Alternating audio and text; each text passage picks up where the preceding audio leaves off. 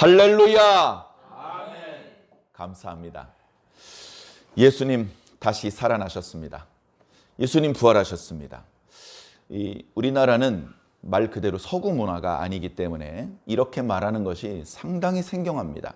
교회 가면 조금 부자연스럽게 예수 부활하셨습니다 라고 이렇게 부활절 주일 아침에 인사를 하곤 하는데, 하면서도 내가 예수님을 분명히 뜨겁게 잘 믿고 있으면서도 그렇게 인사하는 법은 상당히 낯설고 생경합니다.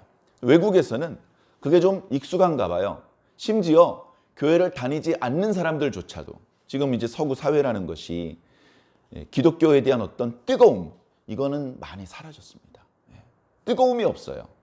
그러니까 막 울면서 기도하고, 뜨겁게 통성으로 기도하고, 방언으로 기도하면서 뭐 어떤 은혜를 체험하고 병이 고쳐지고, 이런 건 옛날 이야기가 되어 버렸습니다. 참 안타깝죠. 우리 한국 교회에서도 그런 일이 옛날 이야기가 되지 않도록 우리는 계속 뜨겁게 기도하며, 이렇게 기도하는 성령의 충만을 직간접적으로 체험하는 일들이 계속 후대에 이어지기를 간절히 소망합니다. 자, 어찌됐건 부활절 아침에 그들이 예수님 부활하셨습니다 이렇게 인사를 하거든요. 그런데 그들이 한국말로 예수님 부활하셨습니다 이렇게 인사하지는 않을 거 아닙니까? 영어로 뭐라 그러냐면 예수님께서 다시 일어나셨다라고 말을 합니다. 예수님께서 일어나셨다라고 표현하는 거예요. 부활이라는 단어가 없는 게 아니에요. 좀 어려운 단어고 자주 쓰는 단어는 아니죠.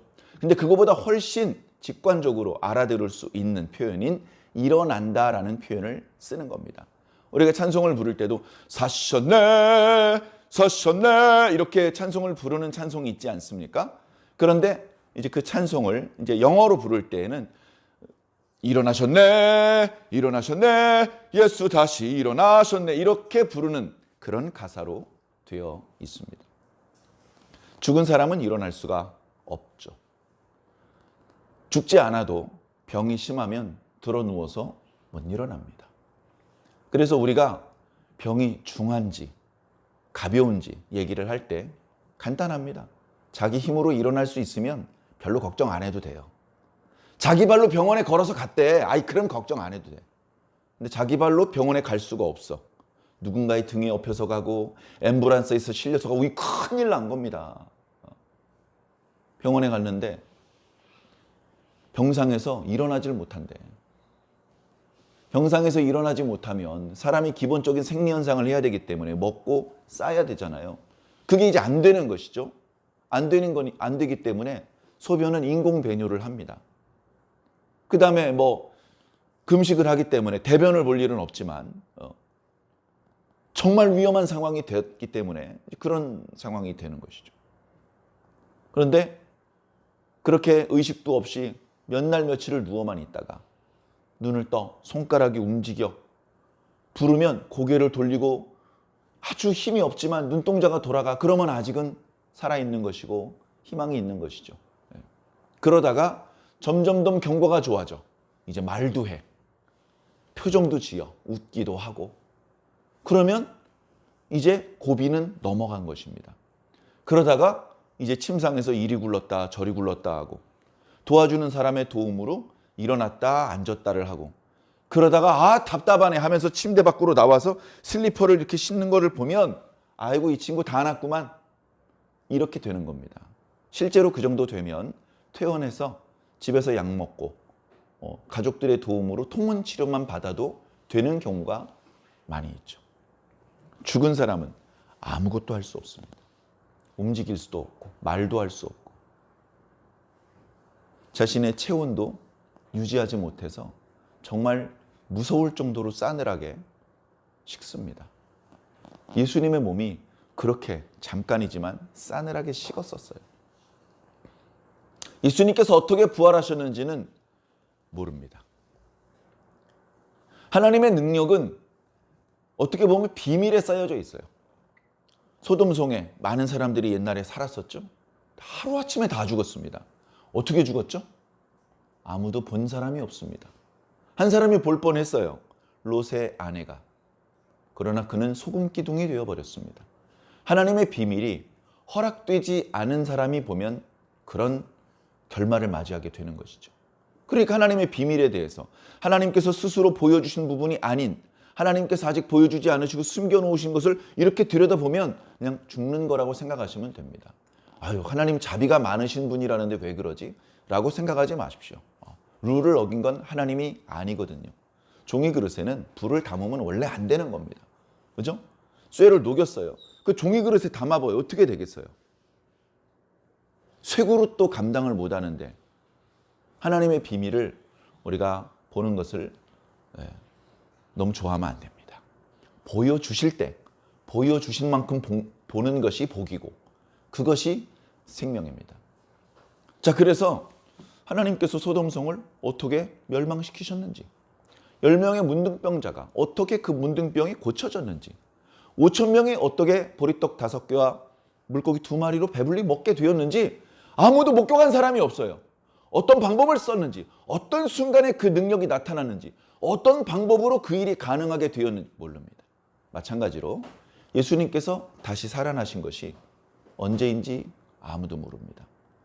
무덤에 들어가시자마자 살아나셨는지, 무덤 문이 열리기 직전에 살아나셨는지 우리는 알 수 없습니다. 그게 중요한 게 아니죠. 중요한 것은 언제, 어떤 방법으로 살아나느냐가 아니고 그냥 살아나셨다는 사실, 그 결과가 중요한 겁니다. 예수님 좀 비켜보세요. 예수님 귀찮아요. 자꾸 화면 가리지 말고 비켜주세요. 우리는 당신이 아니고 당신이 어떻게 살아나는지가 알고 싶어요. 그걸 알아야 지금 저 죽어있는 사람들 살려낼 거 아닙니까? 내가 저 사람한테 돈을 많이 받았단 말이에요. 내가 저 사람을 살려줘야 돼. 그러니까 저 죽은 사람을 살릴 수 있는 기술이 필요한데 당신 좀 비켜보세요. 이렇게 초점이 예수님이 아니고 예수님이 죽었다가 다시 살아나는 방법에 있다면 그 사람은 롯의 아내와 같은 운명을 맞이할 수밖에 없을 것입니다. 하나님께서는요, 고집이 있어요. 끝끝내 안 보여주시려는 것은 절대로 그 누구도 볼 수 없습니다. 그러나 보여주시려는 것이 있어요. 그것을 우리가 보면 기뻐하십니다. 하나님께서 보여주신 것을 우리가 보면 하나님께서 우리를 사랑하십니다. 그런데 이상하게 사람들은 보여주시는 것은 안 보려고 하고 안 보여주시려는 것은 보려고 합니다. 그래서 복을 받지 못합니다. 우리는 그렇게 복을 받을 수 있는 기회를 차버리고 저주에 떨어지는 그런 사람들의 방법을 선택하지 말고 복 받을 수 있는 방법을 선택을 합시다. 보여주시는 것을 보고 들려주시는 것을 듣고 깨닫게 해주시는 것을 깨달을 때 우리가 전혀 예상하지 못했던 축복을 누리게 될 것입니다. 예수님께서 다시 살아나셨습니다. 예배를 위해 기도해 주셨던 것처럼 우리도 다시 살아나야 됩니다. 우리 어렸을 때 아이가 태어났을 때 스스로 힘으로 못 일어납니다. 처음에는요, 뒤집는 것도 못합니다. 뒤집기만 해도 야, 뒤집었냐? 오, 뒤집었어! 뒤집기만 해도 대단히 그 부모는 기뻐하며 감격합니다. 처음에는 뒤집는 것도 부모가 해줘야 됩니다. 그런데 어떻게 누웠다, 앉았다, 일어섰다, 걸어 다녔다 이걸 처음부터 할 수 있겠습니까? 조금씩 모유를 먹으면서 또는 분유를 먹으면서 자라나죠. 자라나요. 조금씩 몸무게가 늘고 보니까 팔과 다리의 힘도 조금씩 세지고 그래 시키지 않았는데도 이리저리 뒹굴뒹굴 하다가 어느 순간 체중을 반동을 이용해서 탁 넘어갈 때 몸이 뒤집히는 것이죠. 문제는 뭐냐면 다시 원래로 못 돌아옵니다. 그대로 있으면 위험할 수도 있어요. 그래서 항상 부모가 옆에서 뒤집으려고 할 땐 봐야 됩니다. 아이고 뒤집었네, 잘했네, 칭찬 한번 해주고 다시 원래대로 해줘야 되는 것이죠. 아이고 힘들게 뒤집었는데 왜 돌려놔? 절대 아이가 부모님한테 눈 흘기지 않습니다. 되게 재밌어 하면서 또 뒤집으려고 하는 것이죠. 그러다가 뒤집어서 기어다니다가 팔에 힘이 생겨서 상체를 일으키고 옆에 벽을 붙잡고 책상 의자를 붙잡고 일어서고 그러다가 걷고 그러다가 말하고 그러다가 사람 되는 겁니다. 일어나지 못했던 사람이 일어나는 데는 시간이 걸려요. 쉽지 않습니다. 우리는 육체적으로는 이제 일어서서 걸어 다닙니다. 저뿐 아니고 이렇게 보니까 예배실에 오신 분들 다 자기 발로 걸어오셨네요. 누구 등에 업혀서 오시고 이런 게 아니고 자기 발로 걸어오셨어요. 건강하시다는 증거고 살아있다는 증거고 하나님의 사랑을 받고 있다는 증거입니다. 건강하고 살아있는데 사랑받지 못한 사람도 많아요.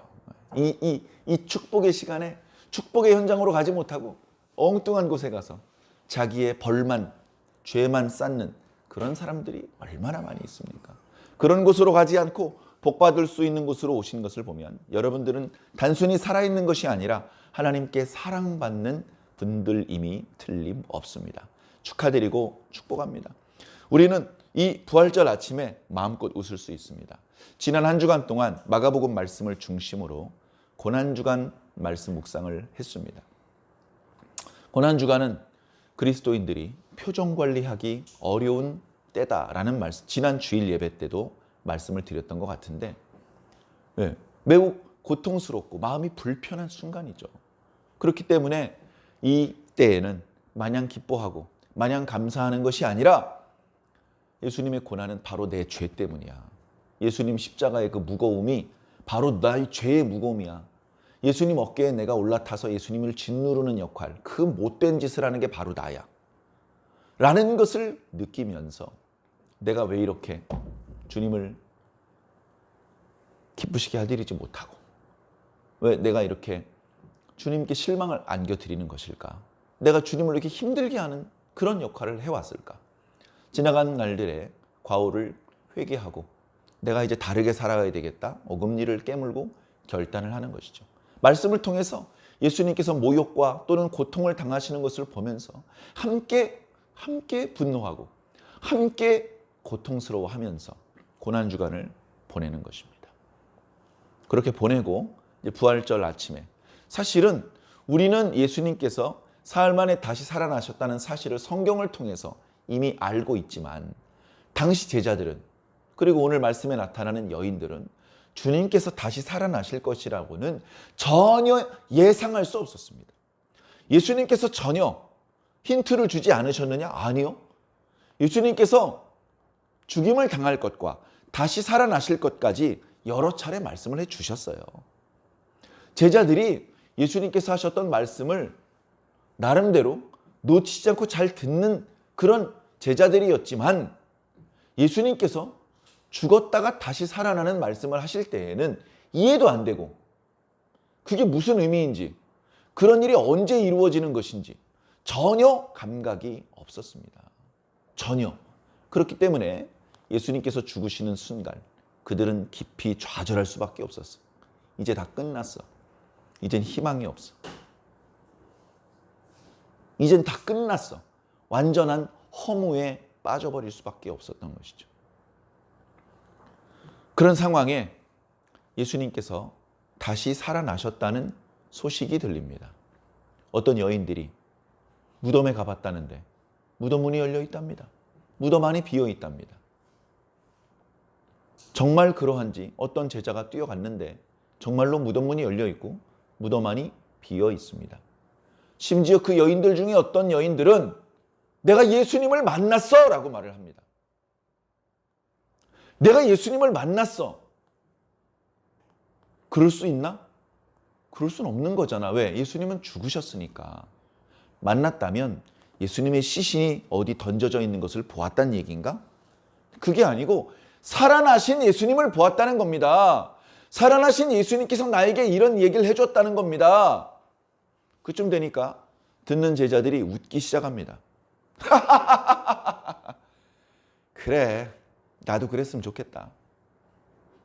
예수님 부활했다는데 기뻐하는 게 아니라 비웃습니다. 그 이야기를 전해주는 여자를 불쌍한 눈빛으로 쳐다보면서 드디어 실성했군. 아유, 우리 가운데 저런 사람이 나타나면 안 되는데 안타까워합니다. 그런 일들이 처음에는 일어났던 것이죠.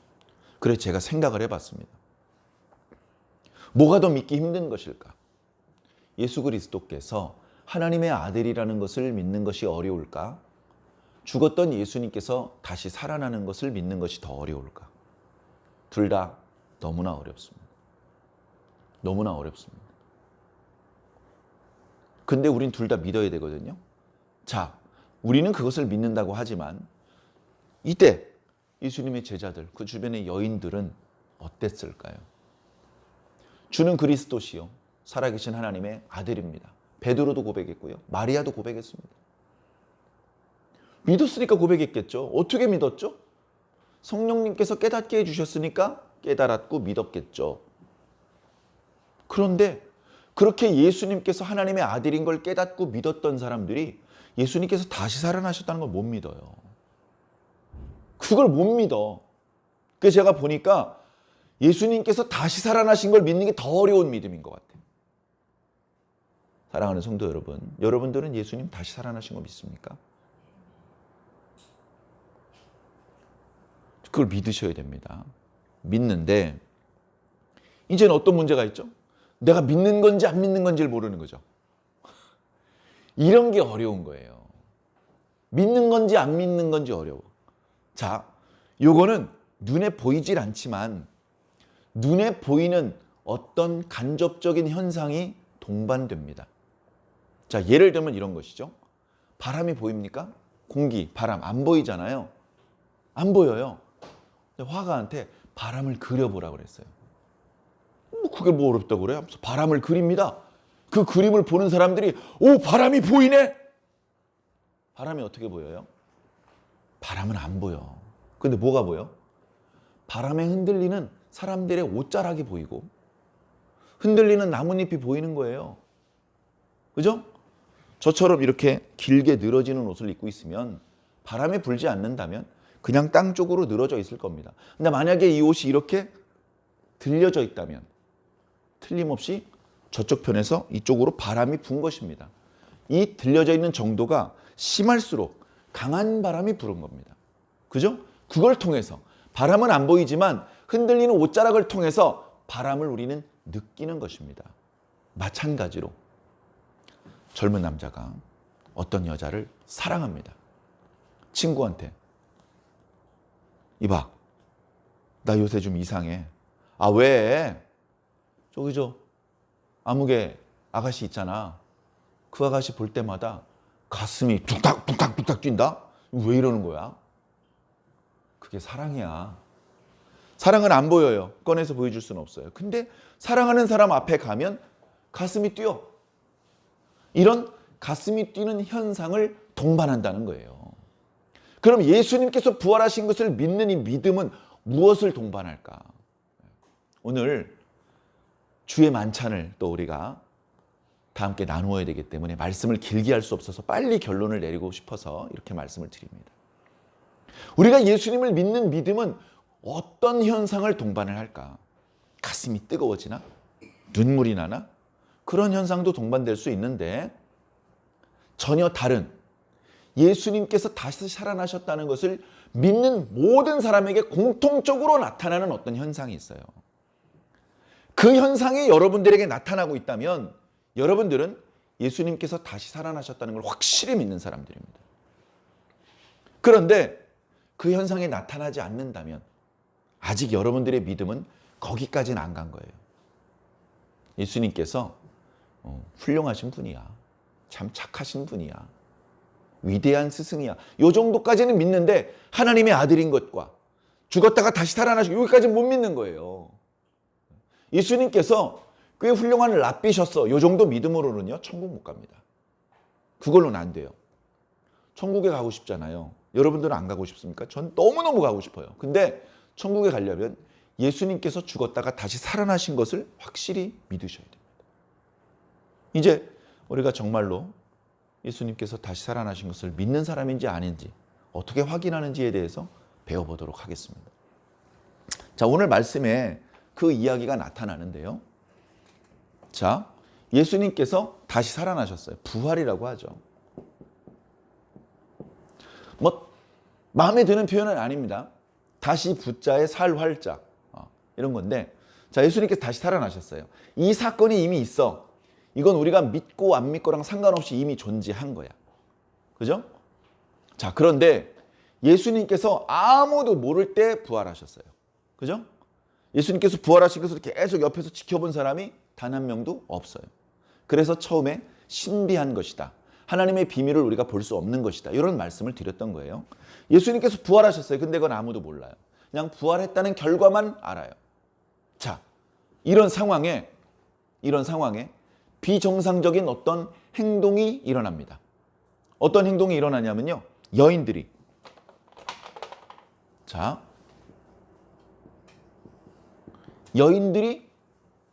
안식 후 첫날 향품을 챙겨다가 무덤으로 갑니다.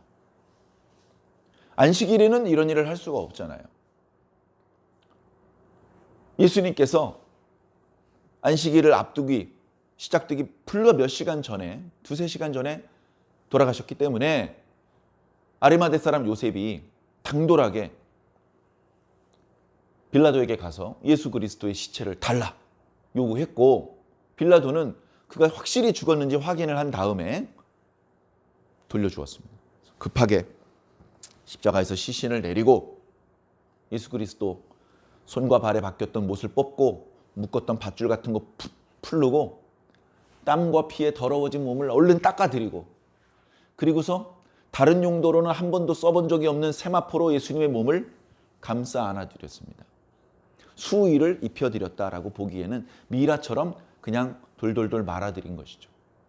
그렇게 해서 예수님의 시신을 운구해서 근처에 바위를 파서 만든 무덤에다가 예수님을 안장하고, 예수님 시신을 미워하는 사람들이 많았기 때문에 훼손하지 못하도록 하기 위해서 큰 돌을 굴려서 무덤의 입구를 막았습니다. 그 장면을 12제자 중에 한 명도 본 제자가 없어요. 한 명은 예수님 팔아먹고 자살했고요. 10명은 도망가가지고요. 쥐구멍에 들어가 머리 쳐박고서 나오질 못하고 있습니다. 사도 요한은 예수님 곁에 있다가 예수님의 말씀을 듣고 예수님의 모친 마리아를 모시고 집으로 먼저 갔습니다. 그 예수님께서 십자가에서 내려지는 것과 무덤에 옮겨지는 것을 본 사람들은 몇몇 여인들 뿐이에요. 예수님은 당시 유대 사회에서 죄인으로 정죄받고 죄인으로 지탄받아서 공개 처형된 사람입니다. 그 예수와 난 대우 친한 사람이야, 가까운 사람이야 라는 것이 밝혀지면 함께 죄 형벌을 당할 수도 있는 그런 위험한 상황, 그걸 알기 때문에 제자들이 도망간 건데, 여인들은 두려움 없이 끝까지 예수님 곁에 남아 있었어요. 그리고 예수님께서 어느 무덤에 묻혀 있는지까지 잘 확인을 하고 돌아갔습니다. 그 여인들끼리 돌아가면서 얘기를 했겠죠. 보니까 우리가 아무리 가난해도 비싼 향유를 발라드리지는 못해도 올리브유, 감람유라도 발라드리잖아, 가난한 사람도. 예수님 그것도 안 하고 그냥 닦고 그냥 싸서 드린 것 같아. 원래 그렇게 세마포로 쌀 때 그 사이사이에 향품을 집어넣어서 함께 감싸주거든요. 그것도 안 한 것 같아. 세상에 이럴 수가 있어. 우리 가진 건 없지만 올리브유를 좀 깨끗한 거 사다 놓고 그거 발라드리자고. 그래 의뢰 장례가 끝나고 나서도 그렇게 향품으로 추가적으로 이렇게 하는 것이 있기 때문에 준비를 했습니다. 그리고서 그 여인들이 무덤으로 가는 거예요. 부활한 현장으로 가는 것이죠. 원래는 무덤에 안 갑니다. 무덤에 갈 일이 없어요. 모르겠습니다. 우리 동양적인 풍습이 불교의 영향 때문에 사람이 죽은 다음에 사모제라고 해서 5일째 되는 날 또 뭐 제사를 드리고, 그 전통 때문에 기독교에서 목사님 모시고 또 5일째 되는 날 예배도 드리더라고요. 제사를 드릴 수는 없으니까. 예배를 드리는 건 좋은데 사모제 자체는 우리 기독교의 문화가 아닙니다. 심지어 50일째 되는 날, 이거 철저히 불교 문화거든요. 사람이 죽으면요, 지옥을 이렇게 거쳐갑니다. 지옥을. 첫 번째 지옥, 두 번째 지옥. 거기마다 대왕이 있어, 대왕. 대왕들이 그 사람이 어떤 죄를 지었는지 달아보고 벌을 주는 것이죠. 5번째 대왕이 염라대왕입니다. 그래서 그 고비를 넘길 때마다 5일에 한 번씩 사실은 제사를 드려야 돼요. 그때 지장보살한테 가야 되는 것이죠. 그런 불교의 문화가 기독교까지 들어와 가지고요, 50일째 되는 날 또 목사님 모시고 가서 또 기도합니다. 물론 예배를 드리는 건 좋지만 50일째 예배 드리는 것 자체는 성경에 있는 게 아니니까 너무 두려워하지 말고 장례 드릴 때 목사님께서 기도하시면 그것으로 충분히 고인의 영혼이 하나님 품에 안기셨음을 믿으시기 바랍니다. 자, 그런데 그게 이제 안 되니까 하는데 이제 이 여인들이 무덤에 간 거예요. 불교의 영향 때문에 사람이 죽어서 무덤에 안장한 이후에도 무덤에 가는 문화가 불교 문화에 있지만 여기엔 없단 말이에요. 여기 이스라엘 땅은 그게 없는데도 갔단 말이죠. 이게 부자연스러운 일이에요. 이 여인들은 힘이 없어요. 무덤 입구를 막고 있는 돌을 굴릴 수가 없어요. 이 여인들은 약해요. 그렇기 때문에 새벽에 남자들과 동행하지 않고 막 돌아다니는 게 위험할 수 있어요. 더군다나 무덤은 무서운 곳이에요. 귀신이 있는 곳이고 또 유대인들이 보았을 때 부정한 곳이에요. 그런 곳에 제 발로 가는 것은 정상이 아닙니다. 가자고 해도 싫어해야 되고 가자고 해도 이런저런 핑계를 대고 안 가야 되는데 자기 발로 가는 거예요. 그럼 이제 이 여인들은 왜 무덤에 갈까? 예수님 사랑하니까. 단순히 믿기 때문에 가는 걸 아닙니다. 그 이상이에요. 예수님 믿는 건 이미 밑에 깔려 있고 기본이고, 그죠? 예수님을 믿는 건 기본이고 예수님을 사랑하니까 예수님께서 가시는 그 마지막을 좀 더 갖추어서 보내드리고 싶은 마음 때문에 간 거예요. 그런데 이 여인들이 무덤에 가서 놀라운 걸 보았습니다. 가면서는 아직 무덤이 보이지 않는 곳에서 서로 약속된 곳에서 만나서 함께 갔겠죠. 날씨가 쌀쌀하니까 이렇게 싸매고 갔을 겁니다. 가면서 근데 그때 보니까 큰 돌로 무덤 입구를 막더라고. 여기서 큰 돌이라고 하는 것은 장정 혼자서 들 수 없는 돌입니다. 장정 혼자서. 여러 명이서 굴릴 수 있는 돌이에요. 자, 그러니까 여러분, 뭐 지금 없는 설악산의 울산바위, 뭐 흔들바위 같은 그런 바위 정도는 아니지만 맷돌 정도는 아니라는 거예요. 맷돌 정도는. 큰 돌이에요. 큰 돌. 큰 돌. 그 높이가 뭐 제 키 정도까지는 안 됐겠지만 어마어마하게 큰 돌이라는 것입니다. 그 돌로 굴려가지고 그 입구를 막은 거를 우리가 봤는데 어떡하지? 아마 가면서 그런 얘기를 했습니다. 그러면 좀 기다려보지 뭐. 낮이 되면 사람들이 좀 지나갈 것이고 남자들한테 이렇게 지렛대의 원리를 이용해서라도 좀 굴려달라고 부탁을 하지.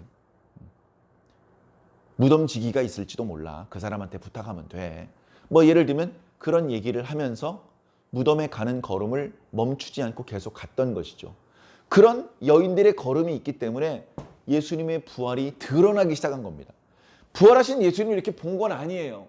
이렇게 만져봐서 부활하신 거 맞군요. 이렇게 깨달은 건 아닙니다. 처음에는 그냥 비어있는 무덤을 본 거예요. 무덤이 바위를 파서 만든 무덤이라고 기록되어 있는데 이 바위를 화강암이라고 생각하시면 큰일 납니다. 화강암은 사람이 그렇게 쉽게 쪼아내서 굴을 만들 수 있는 그런 바위가 아니에요. 위대 지방에 라임스톤이에요. 라임스톤. 석회 같은 것들이 있는. 그러니까 얼마든지 파서 들어갈 수 있어요. 무너지지 않아요. 그 대신 거기에 물이 고이면 어디론가 딱 스며나가 없어져 버리는. 예를 들면 그런 약간 푸석푸석한 돌로 되어 있는. 그러다 보니까 조심조심 잘 깎으면 멀쩡한 바위에 큰 굴을 만들 수 있어요. 그게 굴로 만들었다는 무덤이라고 해서 굴을 이렇게 서서 걸어서 다닐 수 있을 정도로 큰 굴을 만들었다고 생각하지 마시고 그 안에 많으면 6기, 적으면 2기의 시신을 보관할 수 있는 좁은 굴. 그러니까 거기에 시신을 안장하기 위해서는 이렇게 쪼그려서 기어서 들어가야 되는 것이죠. 그런 정도의 무덤을 생각하시면 될 것 같습니다. 그래, 무덤 문이 열려 있는 걸 보았습니다. 오늘 말씀을 자세히 보면 무덤이 굴려져, 무덤을 막고 있던 돌이 굴려져 있더라. 전문 용어로 수동태로 기록되어 있습니다. 수동태는 누군가의 손에 의해서 되어져 있는 결과를 표현한 말인데 그 누군가가 했는지는 기록이 안 돼 있어요. 우리가 영어 공부를 할 때 처음에 수동태를 배울 때는요. 바이라는 전치사를 이용해서 이 동작이 누구를 통해서 된 것인지 표현하게 그렇게 배웠어요. 우리가 얼른 이해하기 쉽게. 뭐 예를 들면 화분이 깨졌다. 바이 캣, 고양이에 의해서. 예를 들면 이렇게 설명을 하면 우리가 이해가 쉽지 않은 수동태가 이런 거구나. 근데 실제로는요. 바이 뒤에 그러니까 이 현상이 누구 때문에 된 것인지 일일이 다 말하지 않아. 일상생활에서는. 컵이 깨졌네? 뭐 이렇게 말을 하지 누가 컵을 깨뜨렸습니다. 이렇게 말하지는 않는단 말이죠. 성경도 마찬가지예요. 수동태로 표현되어 있는 표현이 상당히 많이 나오는데 우리는 이 표현을 믿음의 눈으로 보아야 됩니다. 믿음의 눈으로 보면 보이지 않던 게 보여요. 뭐가 보이냐면 하나님이 보이는 것이죠. 그래서 이런 수동태를 신적 수동태라고 합니다. 하나님께서 하신 거예요. 돌이 굴려졌네? 하나님께서 굴리셨구나. 이걸 믿음의 눈으로 보니까 보이는 것이죠. 하나님께서 무덤의 입구를 굴리셨습니다. 무덤 문을 여신 것이죠. 그리고 그 안에 싸늘한 시신이 되어 있던 예수 그리스도를 다시 살려내신 겁니다. 그러다 보니까 예수님께서는 누워 계셨는데 일어나셨습니다. 일어나실 뿐 아니라 무덤 밖으로 나오셨습니다. 그래서 무덤은 비어있는 무덤이 된 것입니다. 그 비어있는 상태를 여인이 본 거예요. 그런데 무덤 문이 열려있는 것은 쉽게 식별할 수 있지만 무덤이 비어있는지는 어두컴컴하기 때문에 잘 안 보이잖아요. 그러니까 야, 잘 됐다. 무덤 문이 열려있다. 그럼 우리 들어가서 우리 준비해온 상품을 예수님 몸에 발라드리고 이렇게 해드릴 수 있겠다. 해가지고 앞에 있던 여자가 먼저 조금 조심조심 쭈그리고 몸을 웅크리고 이렇게 그 무덤 안쪽으로 들어가는데 깜짝 놀랍니다. 왜? 오른편에 어떤 청년이 앉아 있어요. 청년이 왜 앉아 있겠어요? 서 있을 수 있는 높이는 아니니까 앉아 있는 것이죠. 이 청년을 어떤 복음서에는 두 청년이었다. 어떤 복음서에서는 두 천사였다. 전혀 중요하지 않습니다. 누군가 있었어요. 자, 오늘 본문 말씀대로 한 청년이 있었어요. 이 청년은 틀림없이 천사였던 것 같습니다. 근데 우리가 천사를 항상 눈으로 볼 수 없죠. 이때 특별히 이 천사에게는 사람의 눈에 잠깐 보이고 그의 목소리가 사람의 귀에 잠깐 들릴 수 있도록 하나님께서 만들어 놓으셨던 것 같습니다. 그 임무가 끝나면 다시 사라져 없어지겠죠. 우리 눈에는. 자, 어떤 청년이 있어요. 이 청년은 예수님과 같은 편인 것 같습니다. 예수님께서 살아나셨다는 것을 잘 알고 있고 예수님께서 생전에 하셨던 말씀도 알고 있으며 이 부활의 사실을 간접 목격한 비어있는 무덤을 본 것 자체가 부활을 간접 목격한 거잖아요. 그런 목격자들이 어떤 일을 해야 되는지에 대한 말씀도 잘 알고 있는 거예요. 자, 이 청년이 여인들에게 이야기를 합니다. 이것을 증언이라고 한번 증언을 하는 거예요. 증언. 첫 번째, 마가복음 안에서 예수 그리스도의 부활을 증언하는 최초의 증언입니다. 그는 살아나셨어. 여기 계시지 않아. 너희가 예수 그리스도를 찾는구나. 그는 살아나셨어. 여기 누우셨었는데 지금 앞잖아. 살아나신 거야. 너희들 여기서 놀라고 그렇게 엉덩방아 찐 채로 앉아있지만 말고 빨리 가서 제자들에게, 베드로에게 예수님께서 다시 살아나셨다고 알려줘라. 예수님께서 갈릴리에서 너희들을 만난다고 생전에 말씀하신 그대로 갈릴리에서 너희들을 만날 것이다 라는 그 말씀을 전해주어라 라고 당부를 합니다. 이 여인들이 어떻게 하죠? 무서워서 숨어버리고 그 누구에게도 증언하지 않습니다. 그 누구에게도 증언하지 않아요. 자, 그런데 여기서 끝나질 않아, 이야기가. 그 뒤에 어떤 일이 있냐면 이번엔 막달라 마리아가, 자, 막달라 마리아. 사복음서 공통 예수 그리스도의 부활하신 모습을 최초로 목격한 사람은 막달라 마리아입니다. 제자들 중에서는 베드로. 자, 막달라 마리아가 여인들이 다 도망가는데 다락방 쥐구멍에 머리통을 이렇게 딱 집어넣지 않고 놀라긴 했지만 이 청년들의 증언이 잘 안 믿어지기는 했지만 그러나 집에까지 가지 못하고 그 무덤 동산 언저리를 떠나지 못하는 마리아가 있는 거예요. 너무나 놀라가지고 다른 여인들과 함께 막 뛰어 내려오기는 했는데 집에까지 갈 수는 없는 거야. 다른 여인들이 먼저 도망가는데 가다가 멈춰 섭니다. 그리고 뒤를 돌아다 봅니다. 무덤이 있는 쪽을 보이는, 무덤이 보이지 않는 데까지 뛰어 내려왔지만 다시 무덤 있는 쪽으로 걸어 올라갑니다. 미쳤나요? 왜 이렇게 되는 거죠? 이 여인들이 예수님께서 묻히셨던 무덤에 간 것 자체가 이상한데 막달라 마리아가 다른 여인들과 함께 도망가지 않고 다시 무덤으로 간 것도 되게 이상합니다. 그래, 거기서 예수님을 만난 거예요. 예수님을 만난 이야기, 요한복음, 우리 얼마 전에 묵상했던 요한복음에 자세히 기록되고 있죠. 예수님의 무덤이 내려다 보이는 언덕, 이런 곳에 마리아가 앉아 있습니다. 자기도 모르게 눈물이 흐르는데 어깨가 훌쩍훌쩍 흐느끼고 있습니다. 예수님께서 부활하시고서 그 근처에 아직 계셨던 모양입니다.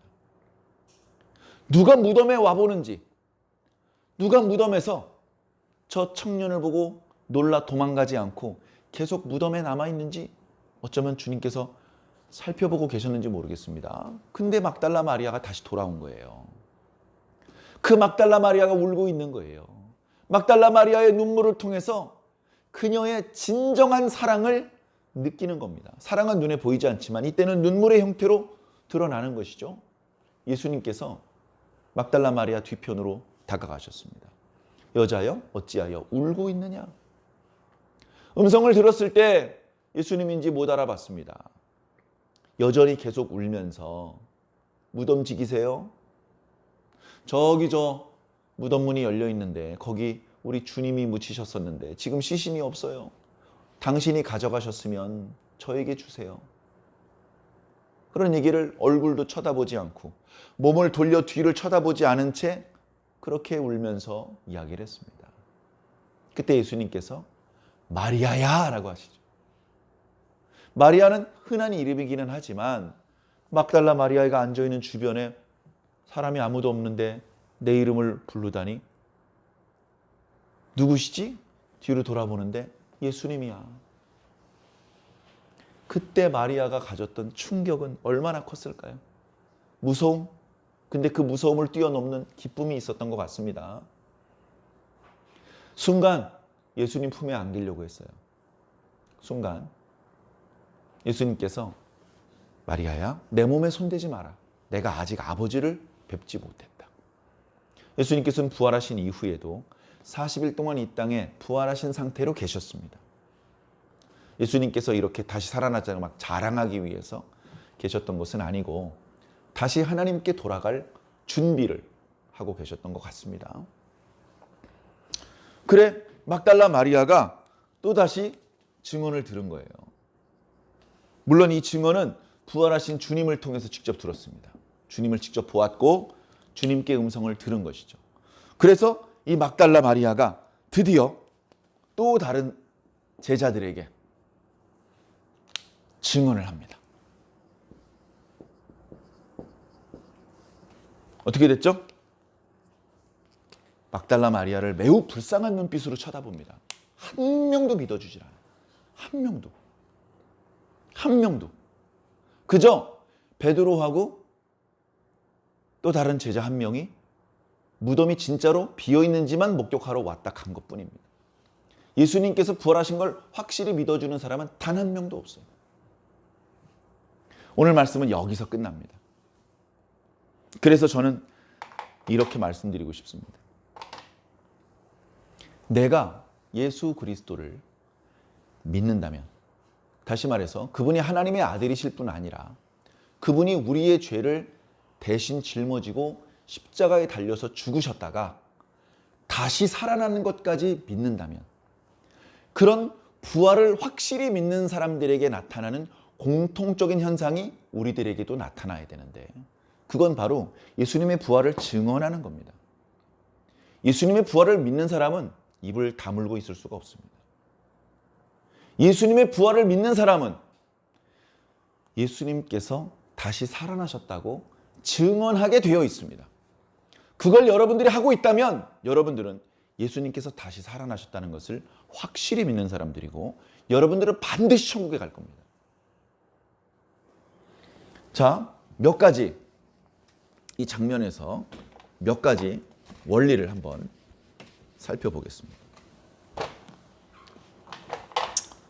자, 첫 번째, 부활을 믿는 사람들은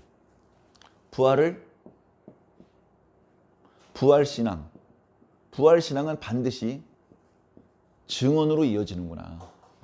부활신앙은 그냥 예수님 다시 살아나셨구나. 오케이. 이걸로 끝나지 않아. 끝날 수가 없어. 부활신앙은 반드시 증언으로 이어지는구나. 증언으로. 예수님 다시 살아나셨어요. 그런 증언으로 이어지는 거예요. 자, 두 번째. 증언은 반드시 거절되는구나. 그죠? 그 청년, 무덤 안에 앉아있던 청년이 예수님 부활하셨다 증언해줬죠? 그걸 들었던 여인들이 어떻게 다 전파했습니까? 전파 안 해요. 막달라 마리아가 예수님 만났죠? 그거 제자들이 전해드니까 믿습니까? 또 거절당해요. 저 불교 신자가 거절하는 게 아니고 예수님 제자들이 거절한단 말이죠. 자, 이 일이 똑같이 일어날지는 모르겠습니다만 만약에 예수님께서 다시 오셨어요. 근데 아무도 모르게 오셨어. 근데 내가 먼저 예수님 영접했어. 내가 가가지고 예수님 다시 오셨어. 누가 믿을까요? 처음엔 반드시 거절됩니다. 반드시. 그런데 거듭 증언을 듣는 사람이 나타나요. 거듭해서 증언을 듣는 사람이 나타납니다. 근데 이렇게 거듭해서 증언을 듣기 위해서는요, 뭔가 좀 비정상적인 뭔가 있어야 돼요. 예를 들면 안식 후 첫날 새벽에 여자들끼리 음산한 무덤을 찾아가는 이런 부자연스러운 현상이 벌어져야 되고, 너무너무나 무서워서 도망가다가 다시 걸음을 멈추고 돌이켜서 그 무덤으로 걸어가는 부자연스러운 현상이 벌어져야 돼요. 이것은 사랑이라고밖에 말씀드릴 수 없을 것 같습니다. 비정상적인 부자연스러운 행동을 하게 만드는 원인, 사랑입니다. 하나님께서 하나밖에 없는 아들을 이 땅에 보내신 게 정상입니까? 가봤자 죽을 게 뻔한데 사랑하기 때문에 보내신 겁니다. 사랑하기 때문에. 이 사랑이라는 특별한 그 무언가 신비한 무언가가 있어서 이것이 자꾸 우리를 이 부활의 증언을 듣고 또 듣게 만드는 겁니다. 그러면 이제 믿게 되는 것이죠. 믿으면 뭐죠? 믿으면 증언을 하게 되고 증언하면 거절되고, 그런데 또 증언을 듣는 어떤 특별한 하나님의 사랑을 받는 사람이 있습니다. 그러니까 하나님의 놀라우신 은혜인 거예요. 은혜. 자, 부활. 이거 우리가 도와드릴 수 있는 겁니까? 철저히 하나님의 은혜죠. 이거 하나님께서 하셨습니다. 그 다음에 이 부활을 믿게 된 거, 이 믿음, 이거 하나님께서 주신 것이죠. 어떻게 믿게 됐죠? 거듭해서 부활에 대한 증언을 들었기 때문에. 왜 거듭해서 들었어요? 사랑의 마음을 하나님께서 주셨어. 이건 내 의지로 합성해낼 수 있는 게 아니에요. 어떤 못생긴 여자가 있어요. 어떤 못생긴 여자가 있는데 별로 사랑하고 싶지 않은 여자. 돈 줘도요, 사랑하는 마음이 속에서 안 일어납니다. 이건 우리가 의지를 가지고 합성해낼 수 있는 게 아니에요. 그냥 우리 외부에서 집어넣어 주신 거예요. 그 사랑이 여인들의 마음속에 있었기 때문에 안식 후 첫날 향품을 가지고 무덤에 갔던 것이고, 막달라 마리아 속에 그 사랑을 하나님께서 집어넣어 주셨기 때문에 막달라 마리아가 집으로 도망가 버리지 않고 계속 무덤 주변에 남아 있었던 것입니다. 그 사랑이 오늘 저와 여러분들에게도 나타나야 됩니다. 이 부활은요, 개별적으로 우리들한테 나타난 건 아니에요. 이미 하나님께서 하신 것이고, 이 사랑의 순간이 하나님께서 우리 각자에게 나타내 주시는 겁니다. 우리 각자에게. 이 사랑을 어떻게 하나님께서 우리 속에서 이렇게 생겨나게 만드셨는지, 그 신비죠. 우리가 다 그 메커니즘을 규명해낼 수는 없습니다. 그러나 이건 틀림없이 하나님께서 하신 것입니다. 우리는 예수님 시대의 여인들 그리고 제자들하고는 입장이 달라요. 우리 시대에 예수 그리스도의 부활을 증언해야 되는데 과거하고 똑같은 방식이 될 수는 없습니다. 우리 예수님을 사랑했던 제자들, 예수님을 사랑했던 여인들, 예수님의 죽음을 안타깝게 생각하는, 그래서 모여서 울고 있는 사람들, 그 사람들한테 부활의 소식을 전하는 거지. 부활하신 예수님 다시 만나가지고 제사장들한테 달려가가지고 바리새인들한테 달려가가지고 얘기해봤자 아무 소용없지 않습니까? 관심도 없고 믿지도 않고 오히려 해코지만 당할 겁니다. 자, 오늘 우리 주변에는 어떻습니까? 이미 예수님 잘 믿는 사람한테 예수님 부활하셨어요, 그거 믿으셔야 돼요 할 필요는 없어요. 이미 믿고 있으니까. 그러면 예수 그리스도 다시 살아나셔서 증언해야 된다고 했는데 어디를 향해서 증언해야 되면 믿지 않는 사람들을 향해서 증언을 해야 되는 거예요. 믿지 않는 사람들, 관심도 없고 예수 부활? 그게 뭔데? 계란이나 빨리 줘. 이런 사람들한테 예수님께서 부활하셨다는 사실을 증언해야 되는 거예요. 어쩌면 쉽지 않은 일입니다. 매우 어려운 일입니다. 그런데 어떡합니까? 예수 그리스도께서 죽었다 다시 살아나신 것을 믿는 모든 사람에게 동일하게 드러나는 현상은 예수 그리스도께서 다시 살아나신 것을 증언하는 일이에요. 단 한 명의 예외도 없었습니다. 물론 초대교회라는 특수한 상황이었긴 합니다만 어떻게 보면 오늘 우리들의 시대보다 예수 부활을 증언하는 환경이 더 열악한 환경이었거든요. 그러나 그들은 증언을 했습니다. 안 믿어줬죠. 자신의 증언을 들어준 1000만 명 중에 한두 명 믿었습니다. 그리고 대부분의 사람들은 고마운 줄 모르고 뺨따기를 올렸고 욕을 했고 침을 뱉었고 때려 죽였습니다. 그런데도 불구하고 이 부활의 소식은 중단되지 않았습니다. 왜? 부활을 믿는 사람은 증언을 하게 되어 있거든요. 계속해서 증언을 하게 되었습니다. 그리고 그 증언은 조선이 망해가던 시대에 우리 조선 땅에까지 울려 퍼지게 되었던 것입니다. 오늘 예배를 시작하면서 기도해 주셨던 기도처럼 저는 예수 그리스도의 부활을 증언하는 사람입니다. 그런데 우리 교회에서 저만 예수 그리스도의 부활을 증언하는 것은 너무나 안타까운 일입니다. 그러면 안 돼요.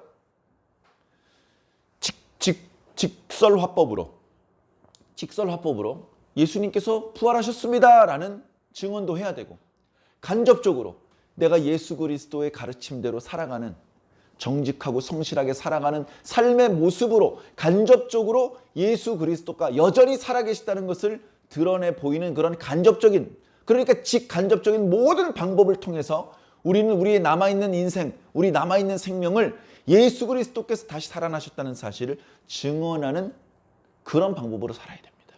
특히 우리들이 현재 신앙하고 있는 이 시점은 예수님께서 다시 살아나신 시점보다 예수님께서 다시 오실 시점이 더 가까운 시점입니다.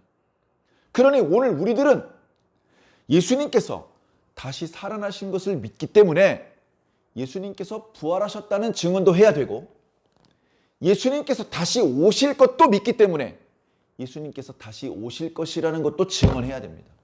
증언은 별게 아닙니다. 내가 이런 걸 믿고 있어 라고 말하는 게 증언입니다. 상대방의 관심이 있든 없든 나의 믿음을 받아들이든 그렇지 않든 그건 중요하지 않습니까? 그건 그 사람의 몫입니다. 그것까지 내가 고민할 필요가 없습니다. 아이씨, 전했는데 안 들으면 어떡하지? 상관없어. 전하기만 하면 돼. 전하기만 하면 돼.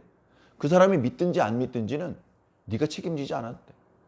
하나님 죄송합니다. 3명밖에 전도 못했어요. 뭐가 죄송해? 넌 잘못한 거 없어. 넌 열심히 잘했어. 안 믿은 잘못은 너한테 있는 게 아니야. 그 사람을 믿게 만들어야 되는 책임은 너에게 있는 게 아니야. 그건 그 사람에게 있는 것이고 그건 하나님께서 선택하시는 거야. 하나님께서 선택하신 사람은 선별적으로 그들의 가슴 속에 믿음과 사랑을 심어주시고 그렇지 않은 사람은 아무리 똑똑해도 못 알아듣고 안 믿어지게 만드시는 겁니다. 그러니 그런 것까지 네가 책임지고 가시적인 성과에 대해서 네가 책임을 질 필요가 없어. 큰 대형교회 목사님은 유능한 목사님, 열매 많이 맺어가지고 하나님께 칭찬받는 목사님이고 교회가 조그매 개척한 지 10년, 20년이 됐는데도 계속 조그만 교회 목사님은 무능하고 게을르고 무가치한 종이냐? 아니라니까요. 안 믿은 책임은 그 목사님에게 있는 게 아니에요. 저는 듣든지 안 듣든지 열심히 증언할 뿐입니다. 여러분도 전혀 아무런 부담감, 상대방이 안 믿어줄지도 모른다는 그런 생각에 입도 뻥끗하지 못하는 그런 반쪽짜리 신앙인으로 끝나지 마시고 용기를 내보시기 바랍니다.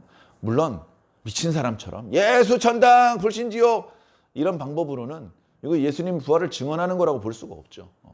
그것이 아니고 먼저 내가 예수님을 잘 믿는 신앙인의 모습으로 살아야 되고 그 삶을 바탕으로 주변 사람들한테 직간접적으로 얘기를 하는 겁니다. 사랑하는 성도 여러분, 여러분들은 하실 수 있습니다. 저도 했는데 여러분들이 못하겠습니까? 주님께서 우리를 도와주고 계시니 우리가 할 수 있는 만큼 하시면 됩니다. 돌멩이 하나 들기도 어려운 어린이한테 피아노를 옮기라고 하지 않지 않습니까? 우리의 능력이 연약하고 부족한 거 다 알고 계시기 때문에 우리가 활동할 수 있는 범위가 좁다는 거 너무나 잘 알고 계시기 때문에 절대 탓하지 않으십니다. 그냥 내가 할 수 있는 만큼만 하시면 되시니 여러분 열심히 직간접적인 방법으로 예수님을 증언하시기를 예수님 이름으로 간절히 축원합니다.